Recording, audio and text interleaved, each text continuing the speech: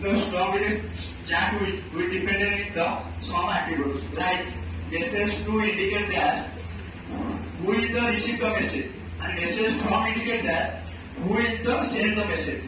This like status is contain the have the message content, like when sender a message and receiver receive a message, the message will be communicate or interact to each other or not. That is the status. And the message is the when one user can send a message to another user, then the message is the data that sent to another user, that will be stored in the message.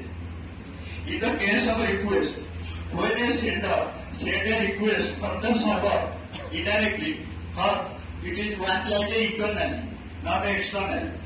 Sender is working like when the one client send a message